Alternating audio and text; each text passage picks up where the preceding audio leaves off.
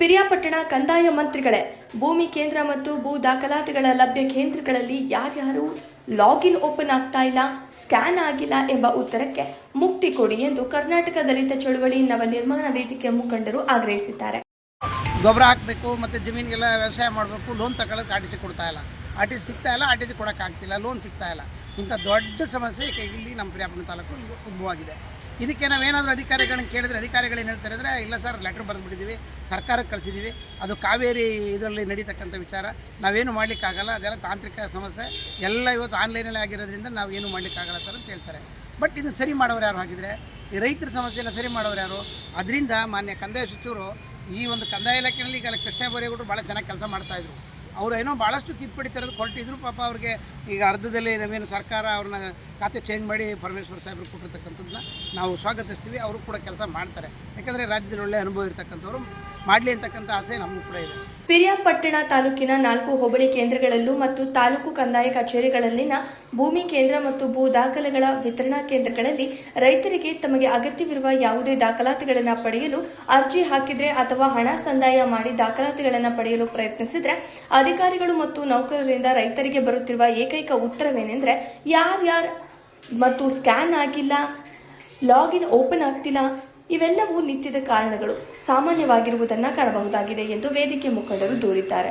ರೈತರು ತಮ್ಮ ಜಮೀನಿನ ದಾಖಲೆಗಳ ಆಧಾರದ ಮೇಲೆ ಕೃಷಿ ಪತ್ತಿನ ಸಹಕಾರ ಸಂಘಗಳು ಮತ್ತು ರಾಷ್ಟ್ರೀಕೃತ ಬ್ಯಾಂಕುಗಳು ಮತ್ತು ಇನ್ನಿತರ ಹಣಕಾಸಿನ ವ್ಯವಹಾರಕ್ಕಾಗಿ ಸಂಸ್ಥೆಗಳಿಗೆ, ನ್ಯಾಯಾಲಯಗಳಿಗೆ, ಸರ್ಕಾರಿ ಕಚೇರಿಗಳಿಗೆ ನಿಗದಿತ ದಿನಾಂಕದ ಒಳಗೆ ತಮ್ಮ ಭೂ ದಾಖಲಾತಿಗಳನ್ನು ಹಾಜರುಪಡಿಸಬೇಕಾಗಿದೆ. ಹಾಗಾಗಿ ಯಾರೇ ಬರಲಿ, ಏನೇ ಖಾತೆ ವಹಿಸಿಕೊಳ್ಳಿ, ಏನೇ ಸರ್ಕಾರದ ಜವಾಬ್ದಾರಿ ತಗೊಂಡು ಕೂಡ ಸಾರ್ವಜನಿಕರ ಮತ್ತು ರೈತರ ಸಮಸ್ಯೆ ಬಗೆಹರಿಸೋ ದಿಕ್ಕಲ್ಲಿ ಕೆಲಸ ಮಾಡಿದರೆ ಮಾತ್ರ ಸಮಾಜ ಸೇವೆ ಆಗ್ತದೆ ಮತ್ತು ಸಾರ್ವಜನಿಕರಿಗೆ ಸಾಮಾಜಿಕ ನ್ಯಾಯ ಸಿಗ್ತದೆ.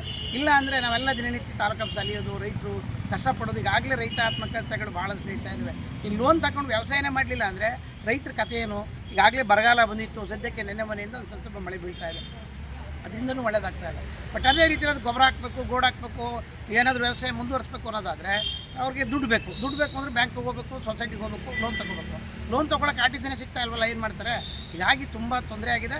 ದಯವಿಟ್ಟು ಕೂಡಲೇ ಕಂದಾಯ ಇಲಾಖೆ ಕಮಿಷನರು ಮತ್ತು ನಮ್ಮ ಮನೆ ಸಚಿವರು ತಾವೆಲ್ಲ ಕೂತು ಚರ್ಚೆ ಮಾಡಿ, ಎಲ್ಲ DC ಸಾಹೇಬ್ರುಗಳ ಜೊತೆ ಚರ್ಚೆ ಮಾಡಿ, ಮತ್ತು ತಹಶೀಲ್ದಾರ್ಗಳಿಗೆ ಡೈರೆಕ್ಷನ್ ಕೊಟ್ಟು ಏನು ತಾಂತ್ರಿಕ ತೊಂದರೆಗಳೇನಿದ್ದಾವೆ ಅದನ್ನು ಸರಿಪಡಿಸಿ ರೈತರಿಗೆ ಅನುಕೂಲ ಮಾಡಬೇಕು ಅಂತೇಳಿ ಈ ಮೂಲಕ ತಮ್ಮಲ್ಲಿ ಒತ್ತಾಯ ಮಾಡಿ. ಆದರೆ ಕಳೆದ 6 ತಿಂಗಳಿನಿಂದ ಕಂದಾಯ ಕಚೇರಿಯಲ್ಲಿ ಆಯಾಯ ವಿಭಾಗದ ಕೇಂದ್ರಗಳಿಗೆ ರೈತರು ತೆರಳಬೇಕಾದ ದಾಖಲೆಗಳನ್ನು ಕೊಡುವಂತೆ ನೌಕರರು ಕೇಳಿದ್ರೆ ಕಂಪ್ಯೂಟರ್ನಲ್ಲಿ ಎರರ್ ಬರ್ತಾ ಇದೆ, ಲಾಗಿನ್ ಓಪನ್ ಆಗ್ತಾ ಇಲ್ಲ, ದಾಖಲೆಗಳು ಸ್ಕ್ಯಾನಿಂಗ್ ಆಗ್ತಿವೆ ಎಂದು ತಾಂತ್ರಿಕ ತೊಂದರೆಯ ಬಗ್ಗೆ ಹೇಳ್ತಾರೆ ವಿನಃ ಯಾವುದೇ ರೀತಿಯ ಭೂ ದಾಖಲೆಗಳು ಸರಿಯಾಗಿ ಕರ್ನಾಟಕ ದೊರೆಯುತ್ತಿಲ್ಲವೆಂದು ಈ ಕರ್ನಾಟಕ ದಲಿತ ಚಳುವಳಿ ನವನಿರ್ಮಾಣ ವೇದಿಕೆ ಮುಖಂಡರಾದ T Eerayya, Siguru Vijayakumar, HD Ramesh, PP Mahadev ಆರೋಪಿಸಿದ್ದಾರೆ. ವರದಿ HD ರಮೇಶ್, ಪಿರಿಯಾಪಟ್ಟಣ.